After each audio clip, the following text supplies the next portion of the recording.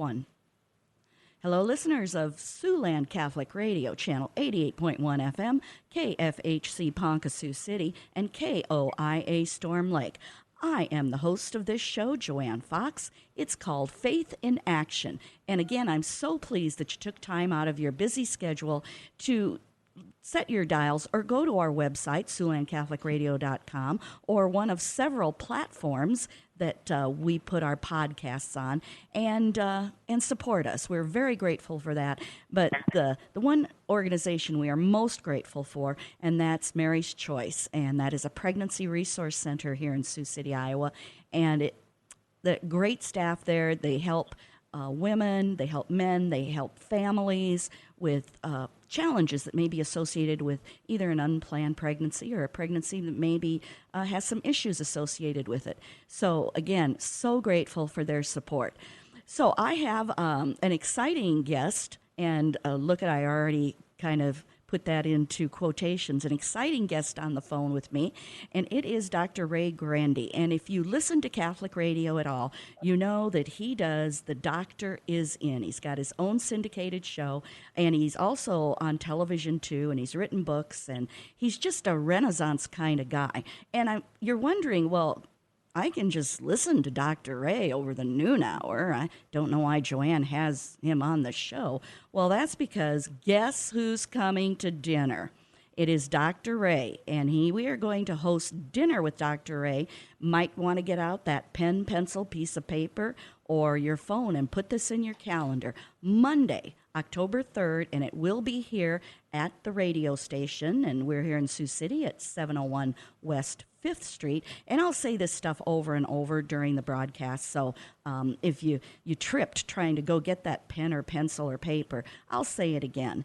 So, again, it is Monday, October 3rd, and he has graciously agreed to come to Siouxland. He is also going to broadcast his show live here over the noon hour, and then we're going to have a little meet and greet in the afternoon. We got a social hour, and then we have dinner with Guess Who's Coming to Dinner.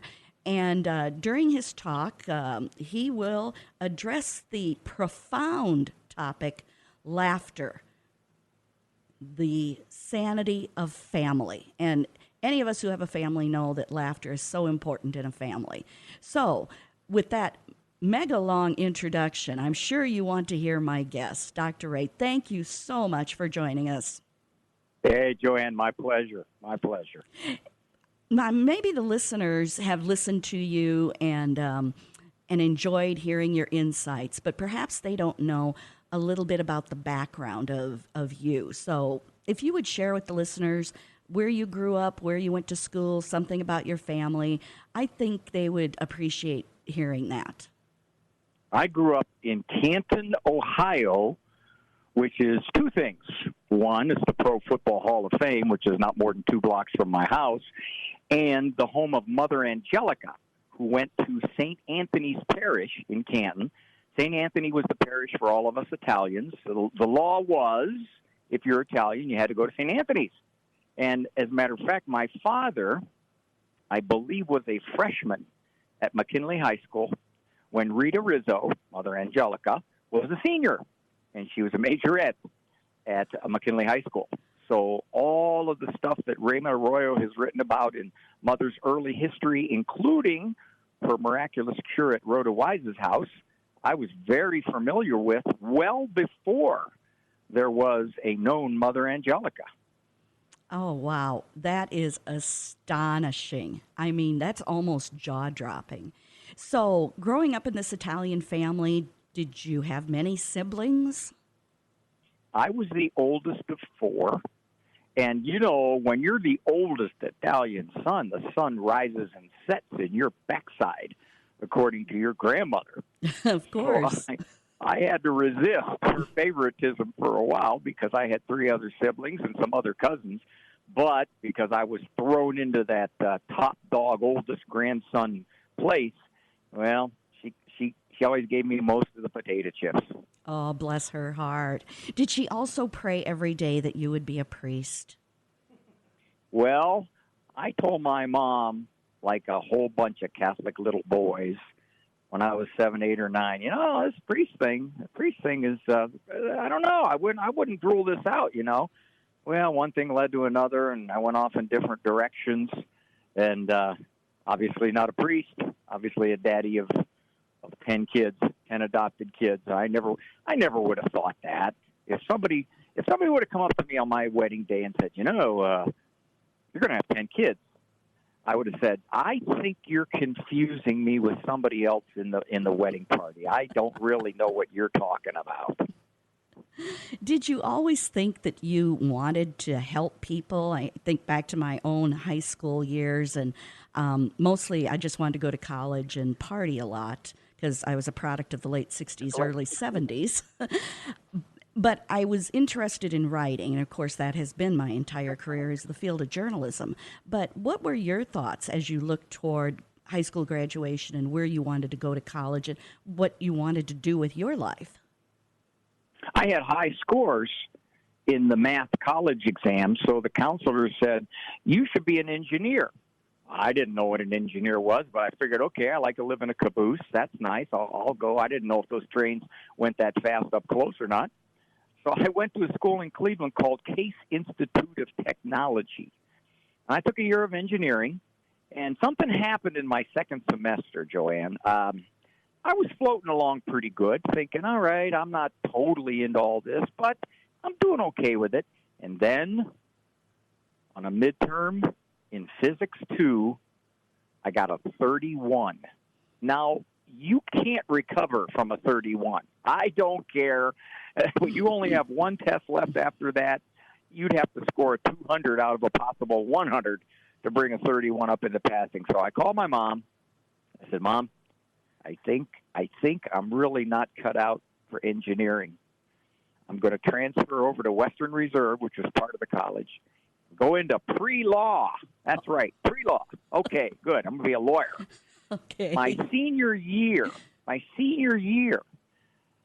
thought, this psychology stuff is pretty interesting. Maybe what I'll try to do is get a master's degree in psychology, and that'll give me a better chance of getting into law school. By the end of that senior year, when I had the master's, I thought, what if I went for a PhD? Now, at that time, I was clueless. I had no idea what you needed to do to get into a PhD curriculum. I just thought you just applied and you got in. Well, I applied to Kent State. They had 600 applications. They took 12. Ooh. Fortunately, I was one of the 12. I have no idea how and why, but I was. And then I went into psychology, and I figured, okay, I'll just go into an office at a mental health center, and I'll see clients 8, 10, 12 hours a day. And I did that for, 6, 8, 10 years. Then I decided, I don't know if I can sit in an office all day long. I got to look into doing some other things. So I wrote my first book, and it helped me to start doing speaking engagements. Back in those days, you didn't have the web. Back as old as I am, back in those days, you didn't even have an abacus. All right. But people went to talk. They did, because that was one of the ways that you listened to somebody. Well, now, of course, we've got the Internet. We've got all kinds of technological ways to hear people. So the demand for speaking engagements isn't quite as high as it was in those days. But that led to a career in a lot of public speaking, and I kept writing the books. I learned a secret to writing a lot of books, and you being an author, you'd know this. The secret, Joanne, is you can't worry about them being very good. I think that's the secret. Mm-hmm. If you start worrying about quality, it really slows you down. That's what I thought. You're absolutely right. I'm being facetious, but the other day though, my wife said, Ray, you need to really get a little more literary, and I said, okay, all right. So I finished. You'd be impressed with this, Joanne. In one night, I finished a 230-page book, and that is a lot of coloring. I wore down several crayons. I did. Yes, I totally understand that, too. I thought you were going to say a 230-word book, and I was going to say, hey, wait a minute here. That's not much. But, yeah, I'm even more impressed now. I'm so glad you mentioned your wife, because I follow you on Facebook because I'm kind of a news junkie, or, I'm I better not say the word I really am, but I'm into news big time. I always have been. And I think your wife took a video of you mowing the lawn, and I just loved it. Now, I may be... Sneaky little weasel. I love her. She's my kind of woman. Tell the listeners a little bit about your wife, who, as I refer to my own husband, long-suffering and patient. And so I'm wondering if she might be the same. My wife was not Catholic when we married, but she was a very thoughtful, in-depth kind of woman who was very open to the Catholic Church. So I went to the Catholic Church, and she came with me, but then she decided that she wanted to return to her own religious roots. She thought, she was mistaken, but she thought she was United Methodist. So she went into the Methodist Church. When we adopted our first son, I asked, I said, honey, if she wanted to homeschool, and I said, if you're going to do that, can you just please teach him the Catholic faith? Well, as she started to learn about the Catholic faith, she said, this isn't what I was told the Catholic faith is. This is a lot more rich. This is a lot more logical. This is a lot more historical and scriptural than I was led to believe. So she's now Catholic, and I can take quite a bit of devotional lead from her because she's, I think, a much more faith-filled person than I am. But we adopted 10 kids. We couldn't conceive. I had something called Sertoli only cell syndrome. Now, that is a congenital condition. And my grandmother was excited because it was Italian. So she was happy. But I threatened to sue my mother. It was congenital. I said, Mom, I'm going to sue you. But the attorney told me the statute of limitations probably ran out. So I told her, I said, this better not happen again. That's all I can say. So we tried to adopt. And, even back then it was hard to adopt. Yes. So we adopted our first child, and we were very fortunate that way. And then a second. And we thought, well, okay, that's probably about it. You're not going to get much more than 2. But then we realized, if you are open to special needs or across race, black, white, Hispanic, biracial, in those days, you could adopt a lot quicker.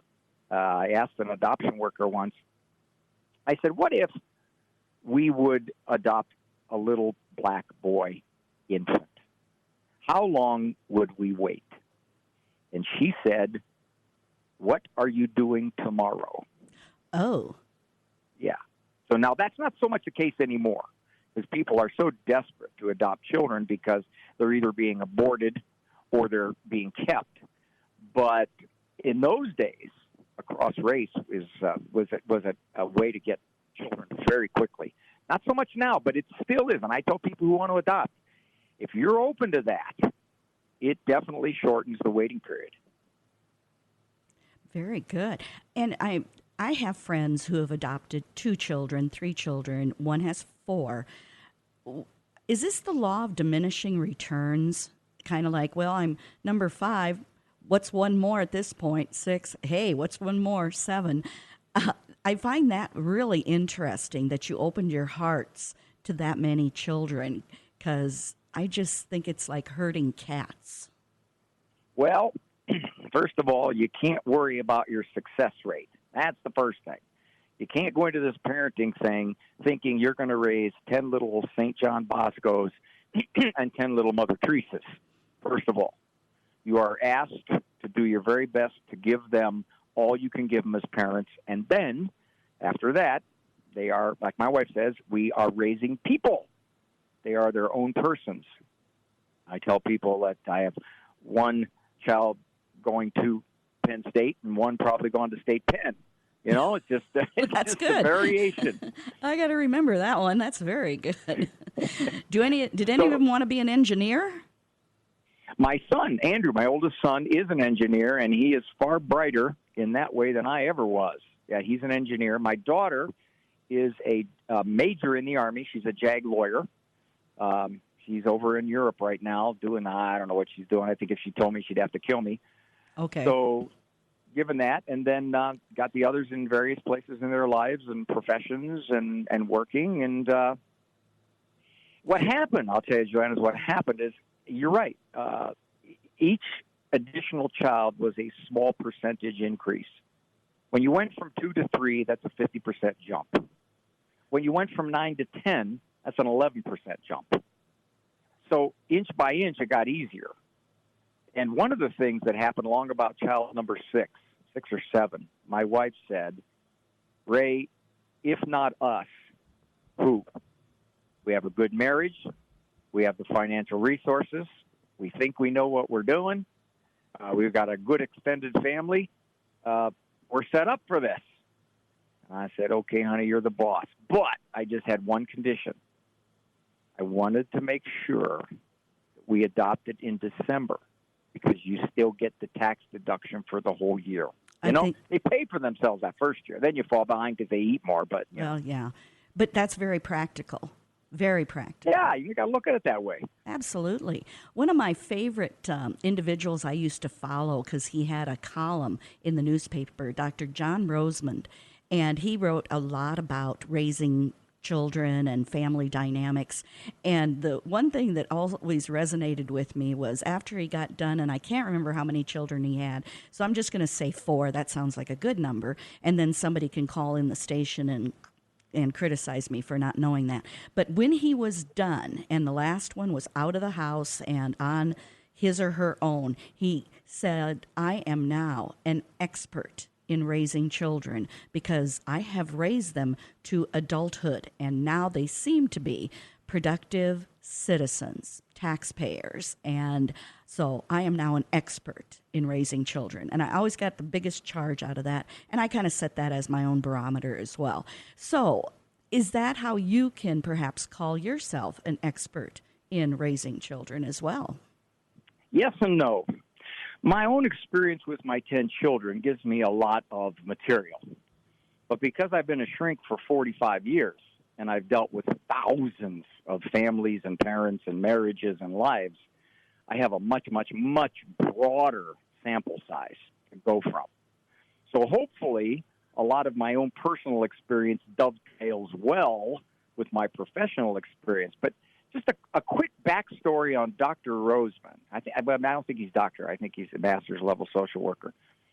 He initially will confess that he tried to raise, I think, his 2 daughters, his 2 older daughters, according to all the modern psychological techniques. I call it psychological correctness. And it blew up in his face. And he came to the revelation, the epiphany, that in fact, a lot of the wisdom of the ages, of our grandparents, of previous generations made much more sense. And he did kind of an about-face and decided to raise his children according to what he would call long-standing traditional wisdom. And it worked for him. But I will say this, Joanne, to those of your parents listening. One of the more common referrals I now get is parents who have raised their children and have watched their children leave the faith or have watched their children reject the faith, excuse me, or who have watched their children reject them, and they're racked with guilt. What did we do wrong? How did we fall short? Why is this happening? We raised them in the faith. We raised them as best we could. What's going on here?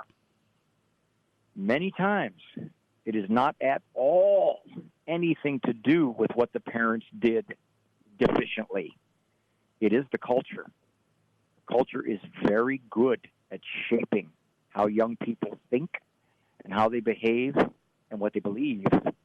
So I have to do a lot of shoring up and getting rid of the guilt of these parents. My wife and I have said this, and it kind of parallels Rosemond. We will not tether our peace, our contentment and joy to whatever our children do. We will not tie it to their behavior as adults because we can't do anything about that. We have raised them. That's what we were asked to do. I use this parallel, Joanne, and I'll probably deal with this when we get together and speak on that Monday night. There will be those parents in your audience who feel terrible about the trajectory of their adult children. And, of course, they will beat themselves up. They will feel awful, sad, depressed. Would you please just answer me a few questions, Joanne? Please just answer yes or no on these. You bet. Okay. Is there a God? Yes. Is Christ God? Yes. Was he sinless? Yes. Could he perform miracles? Yes. Did he have a perfect understanding of human nature? Yes. Could he get most people to follow him? Seem to. No, not at all. Oh. Well, he had the 12 guys. Yeah, the 12. But that's the 12 out of how many, huh? Right. He could not get most people to follow him, and that was God. And I always tell my parents wrestling with us, I say, can you do a miracle? Can you even do a crummy card trick? Our Lord himself couldn't get most people to follow him. Who do we think we are? Like there's some kind of spiritual formula. If we just applied it right, our children will be exactly as we wish they would be? No. You have to recognize you are called to do your very best in raising them to know God. And then after that, you cannot tether your joy and peace to the directions they go in. You're there to pray for them, and many of them come back. But, hey, maybe I won't be alive to see it. Well, that's why we have hope and faith is Sure. and trust. And as I listen to you on your radio show, I hear that kind of theme over and over because you do get a lot of listeners who call in with they're just beating themselves up. Oh, why can't I fix this? And I don't know what to do. And they're really at loose ends. What I always enjoy is when somebody calls up and says, I have a friend, and then goes on. And I wonder how quickly it is you pick up on that it's no friend. It's really them. Well, sometimes what they say, Joanne, is they'll say, well, okay, here's a situation I'd like your comment on, Dr. Ray. Okay, say a person has, and then I go, and then at the end of it, I'll say, so say this person is you? Oh, okay, yes. You know, one of the, if you listen a lot, you're one of my 12 loyal listeners. One of the things I hear a lot more nowadays, and I really wrestle with why this is, but more and more people, whether it's in therapy or on the radio or on TV, when they talk to me, their question is, will you tell me how to make somebody else be different? And I want to say, I have a hard enough time helping you be different. Mm-hmm. You want to remove it another person. Yeah. And that's very true. I think we struggle with why don't people conform to what we want them to be? And as parents, it's an even bigger guilt trip because you look at your kids and you think to yourself, but I did all this right. Or your very close friends that you give advice to and you can't see why they don't embrace your wisdom. It's an interesting aspect of our culture nowadays, much more so than I remember when I was growing up, much more so. We are a terribly over-psychologized culture. Rather than look at things the way we might have 3-4 generations ago with a little more God perspective, psychology has kind of taken over. And it has all the new rules, the new enlightened ways for being a good spouse, for conquering anger, for raising children. We really don't need priests. We really don't need confession. We don't need the stuff of God because we've got the new gurus. And that's a major factor in what's going on out there, Joanne. I've written several books dealing with that, especially from a parenting perspective. I've seen so many parents so buffaloed and unsure of themselves and second-guessing and tentative in raising kids, and they're getting defeated by a 4-year-old. Mm-hmm. Very common now. Unfortunately, I've made a lot of money pulling back some of the traditional wisdom that we've jettisoned. Well, and social media seems to exacerbate almost everything as well, where everybody puts out their 2 cents, and a lot of people then look at it and go, why aren't I like this? Parents will ask me, what is the one thing I can do that will sabotage my parenting more than anything else? And I say, that's simple. Get them a smartphone. There you go. They're simple. And the average, you know what the average age for a smartphone now in the hands of a kid is, Joanne? God, I was going to guess 10, but I bet I'm That's high. right. You're right. Really? It's between 9 and 10. Yep. Oh, which is just, I shake my head. I can't even think of such a thing. It's insanity. It's insanity and it's lunacy. And I will tell you, as a shrink, I see nothing but parents coming to me saying, I can't believe where she went.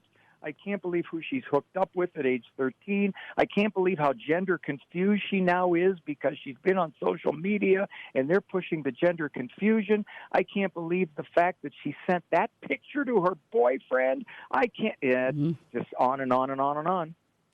Yeah, it's a sobering time. Well, as listeners know, we usually take a short break to give a shout out to our supporters. And of course, Mary's Choice, the Pregnancy Resource Center here in Sioux City, is right at the top of our list. We are so grateful for their support. But we are going to take a short break. And I want to again remind you, this is not Dr. Ray's live broadcast. This is an interview with me, Joanne Fox, who's the host of Faith in Action, but we are promoting Dinner with Dr. Ray, which is, now it's time to get that pencil and paper ready. Monday, October 3rd, it's going to be here at the radio station, which is 701 West 5th Street. Dr. Ray will be on site. He is going to do his live broadcast over the noon hour, and then later on, we've got a little meet and greet going on and a social hour, and dinner with Dr. Ray will be from 6 to 7:30, and that's going to be an opportunity for him to share more of his insights and maybe even take some questions from listeners who have friends who are struggling with something. Maybe. Anyway, like I said, we're going to take a short break. But again, I want to thank my guest, Dr. Ray Guarendi, who has his own show called The Doctor Is In on Siouxland Catholic Radio. Thank you so much for taking time out of your busy schedule to chat with me and enlighten our listeners as to what's going on in the world today. Joanne, I'm looking forward to seeing you on that October 3rd. That'll be a lot of fun. Okay, listeners, stay tuned because we will be right back.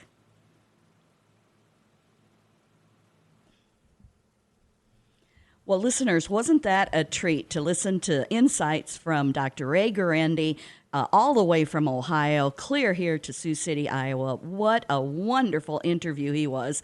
And we are so looking forward again to having him here in Sioux City. And again, if you got a pen, a paper, piece of pencil, whatever, mark this on the calendar. It is Monday, October 3, and Siouxland Catholic Radio is hosting his appearance. And he will be here speaking and at a dinner, so you can have dinner with Dr. Ray, and that's why we joke around, guess who's coming to dinner? And so we are holding that. It is kind of not in the Siouxland Catholic Radio studios because that's not enough room to have about 250 people. Then it get a little too cozy. So we are going into the St. Boniface Historic Parish Hall. And, you know, there'll be parking all around so we can accommodate anybody. He will do his live broadcast of his show, which if you listen to him on EWTN, it's every noon weekdays, and he's just delightful. But he will broadcast here from our studio to the many EWTN listeners, so we're really tickled about that.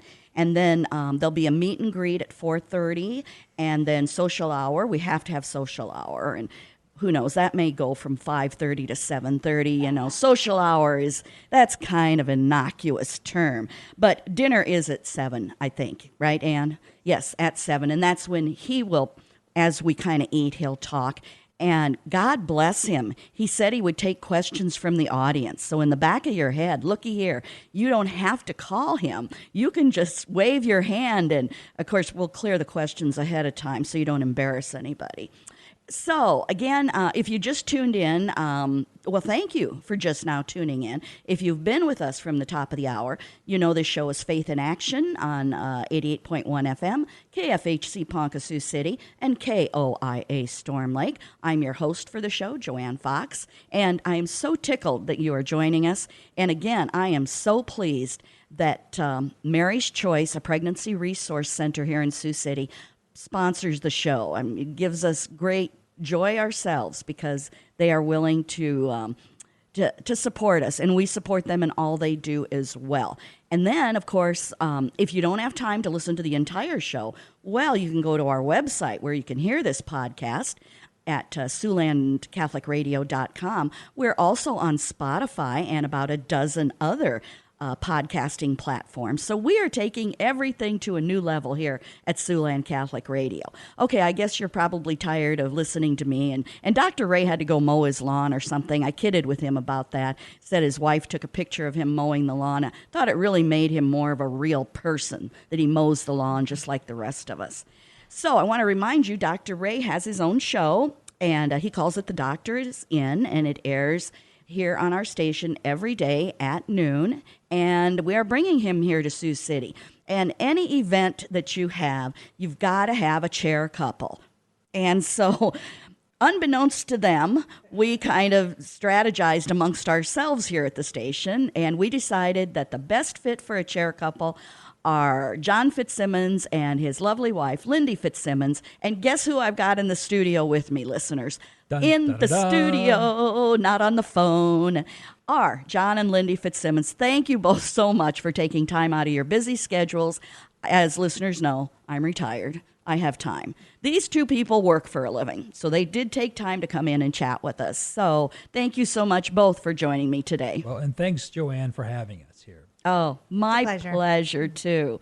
So why don't we just start out? John, why don't you tell the listeners a little bit about yourself? They may not know too much. All righty. Well, it all starts back in 1964. Okay. But actually, Father Cooper was parish priest when I was a adolescent, when I had my first communion, first confession. He was the guy. So our family was always very close with him. And as you know, Father Cooper was the inspiration for starting the radio station here. And actually, he was my inspiration for when I was in between jobs to look at Sioux City. Oh, I had a job offer in Sioux City. Okay, Father Cooper's there. So Father Cooper is what really brought us to Sioux City. And again, Father Cooper is what inspired us for this wonderful Catholic radio. So when you say brought us to Sioux City, because I knew Father Cooper at St. Joe forever. Did you grow up in Sioux City? No, I didn't. Actually, Vale, Iowa, St. Anne's Parish. Yeah. St. Anne's Parish, Went down. to That is Carroll County, isn't it? Well, it's Crawford County. It's Crawford County. Right next to Carroll. Okay. And then I did go to Carroll Kemper, which is Carroll County. That is Carroll County. Okay. And Father Cooper was in Vale when you met him. He was in There's the connection, of course, because growing up, I remember him being at St. Joe for like forever. So there again, a neat connection of, the way we're all connected here in the Diocese of Sioux City. So then after Carroll Kemper, college someplace? Yes, college at Creighton University in Omaha. Go Jays. There you go. That's where I met my lovely wife, Lindy. Okay, and you were studying what? I was studying marketing. Yeah. Oh, So I got yeah, a business because as our degree. parents Right. say, and what are you going to do with that marketing degree? Right. Because I was in like journalism, and so, yeah. Well, you stuck with journalism. I didn't stick with marketing. So, so I've been insurance claims, litigation adjuster type guy for the last 30 years. Okay. And like you said, you met Lindy there. So, Lindy, you're at Creighton, but where did you grow up? Yep, I grew up in Des Moines. I started much later than the 1964 of John. Let me just say that. Yeah.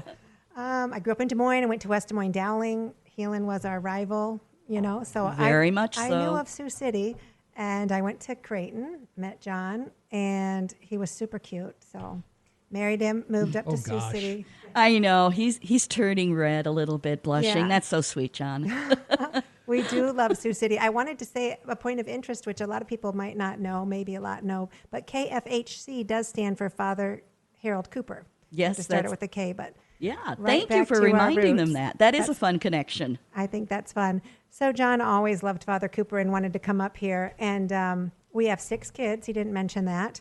And it's easy to forget, isn't it? Yeah.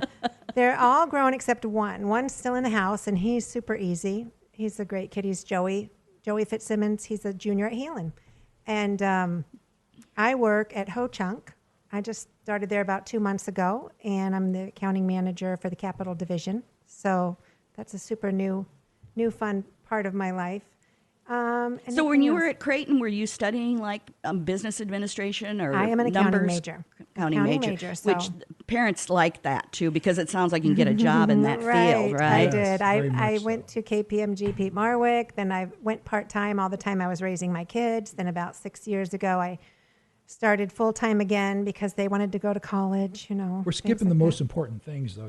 When we we're looking at schooling for our kids, when we were young parents, and we were like, that brought us to St. Peter's up in South Dakota. So we left Sioux City proper, and we lived in the country. And then that school closed down, so we started homeschooling. And I think really that was, looking back, those years were so great to interact with the family. And Lindy did the lion's share of pretty much everything. But it was just such great formative times. And, when you were looking at, gosh, Dr. Ray, he seems like part of the family, with the Catholic Radio, with the community, with the grassroots of your family. It is truly family, family, family.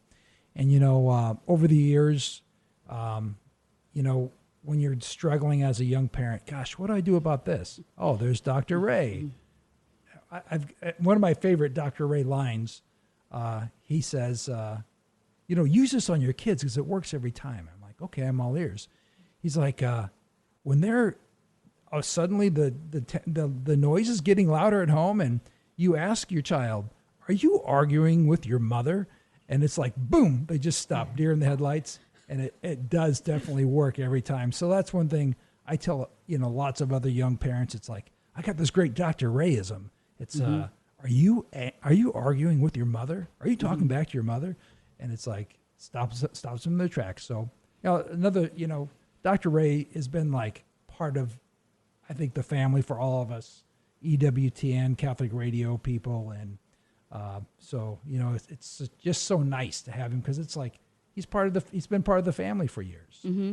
It's interesting that you should mention, how important it was for cultivating the faith in your family with your kids, because when we had Roger and Kathy Bergen here from the Carroll, Iowa area, their kids are in Carroll Kemper. They spoke specifically as to almost agonizing over how do we keep the faith with our kids. They didn't happen to mention Dr. Ray, but I just heard that parallel immediately. So listeners, that's why you should always listen to Faith in Action, because we do have these connecting things where parents really want to do the best for their children, and especially in some sort of faith-filled environment. And then I had to laugh, John, when you said, he's got all these funny little things he says. So when I had him on the radio, and that was earlier in this program, listeners, you may recall, I asked him about the 10 kids, and he said, yeah, I often joke, one of my kids is at Penn State and the other one's in the state pen.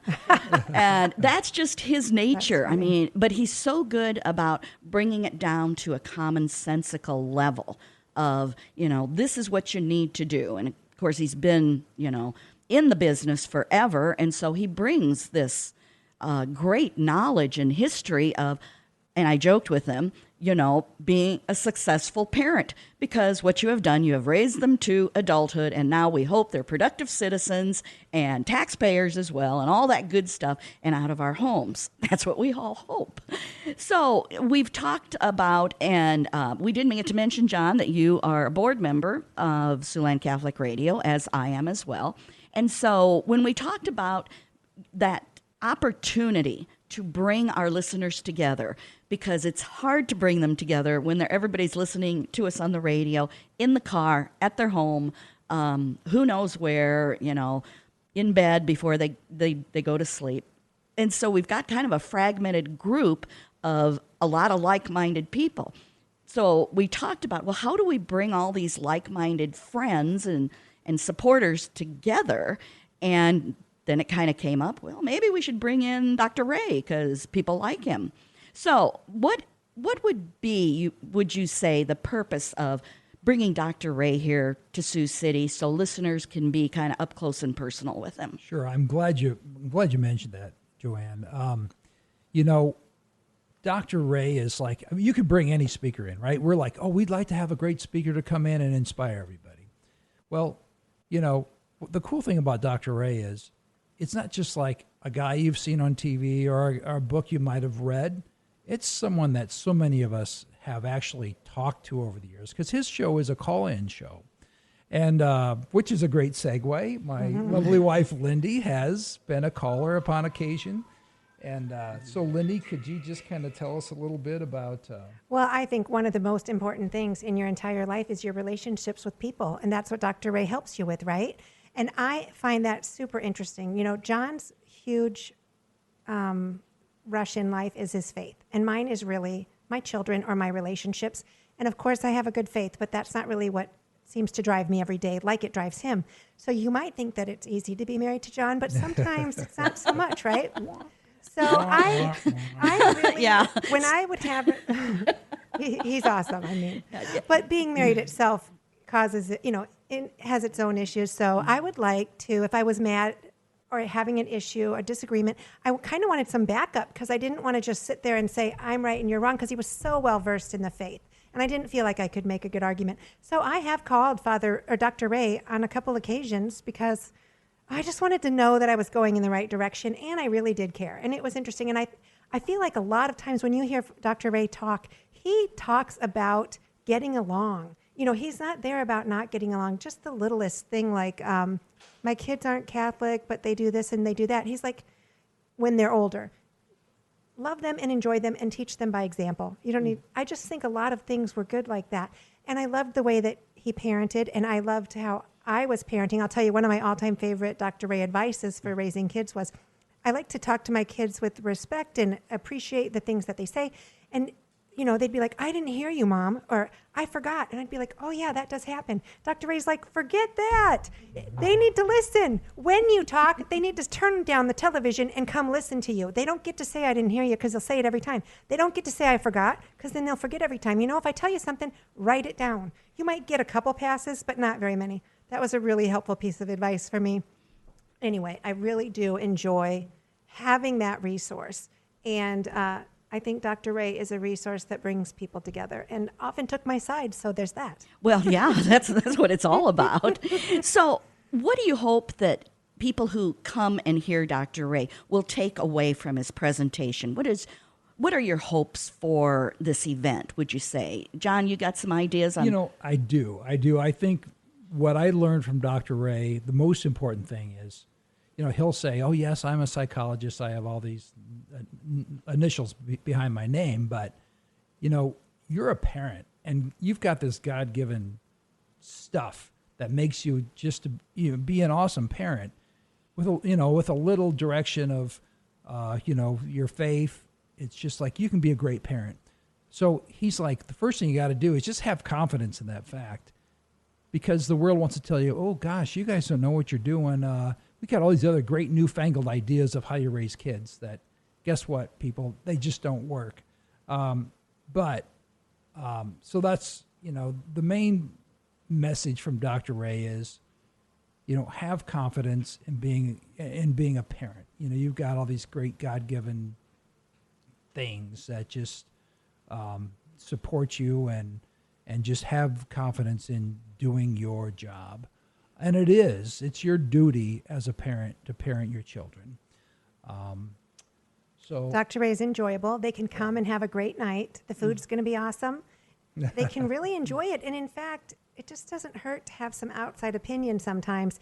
Am I in the right direction? You can even check other sources. I do really enjoy listening to him, because we all have problems that are so similar. And so it's awesome to hear other people have their problems, how they might handle it.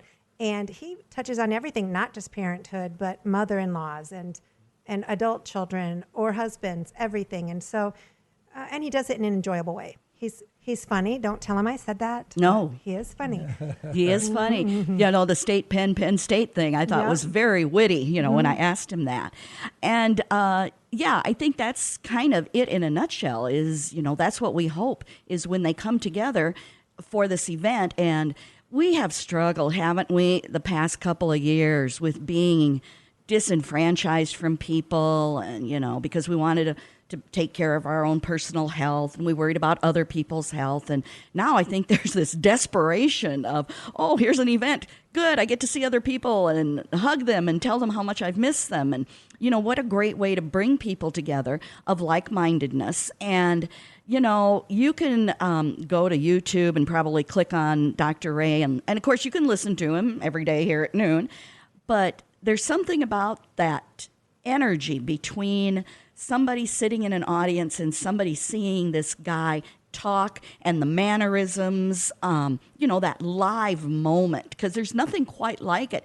And, listeners, think of the things that you've gone to that have been live and how decades later, you remember your first rock concert, your first perhaps presentation that was of somebody who was educated.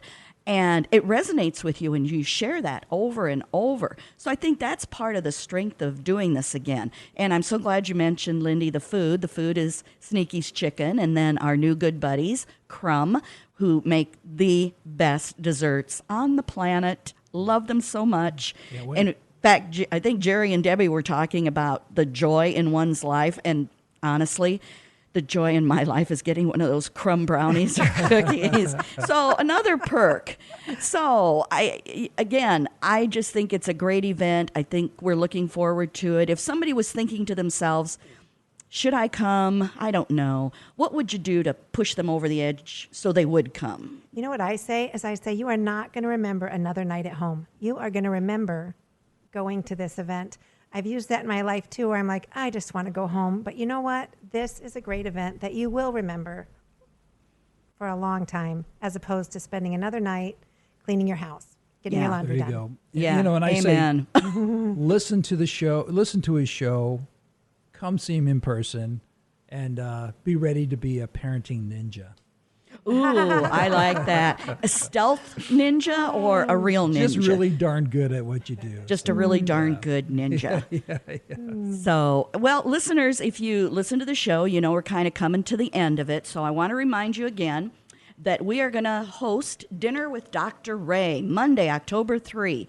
Siouxland Catholic Radio is the host. I am not. I would like to be. But Siouxland Catholic Radio is the host. And it will be, again, Monday, October 3. And we are hosting it for the parish hall, right? So our offices, the station's offices, are in the former St. Boniface Rectory, but this event will be in the historic parish hall. And anybody who's driven by St. Boniface knows that it's just great, filled with history. So, again, Dr. Ray is heard daily at noon on Siouxland Catholic Radio. And he deals with so many parenting issues, from diaper dilemmas to teenage troubles to college crises, along with family, personal, and professional life issues in a straightforward, no-nonsense, but very often humorous way. And if you listen to Dr. Ray with any regularity, Fridays is the worst of Dr. Ray instead of the best. I always get the biggest charge. And he's got 10 adopted children, all adults now. So, of course, he's an expert in the field of parenting. And he will talk a little bit about being a revert. He was raised Catholic, but as many people, they kind of go up and down with their faith as they're in college and maybe as a young adult. And so he says he's a self-proclaimed revert, but he has energized and educated and entertained audiences for more than 20 years. So again, Monday, October 3, he is going to live broadcast here over the noon hour, and then we'll have a 4:30 meet and greet, 5 o'clock social hour or so, and then dinner starts at 6. I just now looked at the postcard. Should have looked at the postcard. Oh, if you want to know we are doing tables of 8. We are also doing individual tickets, but rather than get into that, go to our website, SiouxlandCatholicRadio.com, or you can call the station at 712-224-5342. 5342. 712-224-5342. And Lisa and Ann will be more than happy to give you direction and tell you what's going on there. There is a cutoff. I believe it's noon, September 23. Why? Because as anybody knows who's ever put together a funeral dinner or a wedding reception or a reunion of your high school chums, the caterers want to know how many people are coming. So we need that. That's it more than anything. And there is limited space. Everybody who's been in the St. Boniface Parish Hall, it's 250. That's it. And then the fire marshal comes in and closes us down. So 250. I want to remind the listeners, because I think you guys possibly were in when he last came to Sioux City. We're thinking it's about a good 20 years ago. Quite a while, Yep. yeah. Yeah, and I think Trinity Heights brought him in. So here we are. God, it's too bad it took 20 years to again have somebody come live. Yes. So that about wraps up our program today. I think I've hit all the high notes.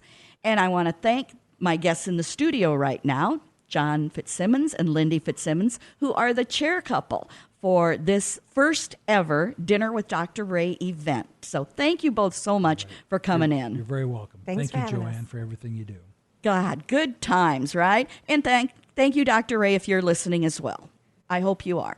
So that wraps up another edition of Faith in Action. I'm your host, Joanne Fox, and I want to remind you on behalf of my executive producer of this show, Ann Reed, and I think I'll throw in the rest of the staff, why not, that a faithful reaction could be good. But faith in action is so much better. Again, thanks for listening, and God bless.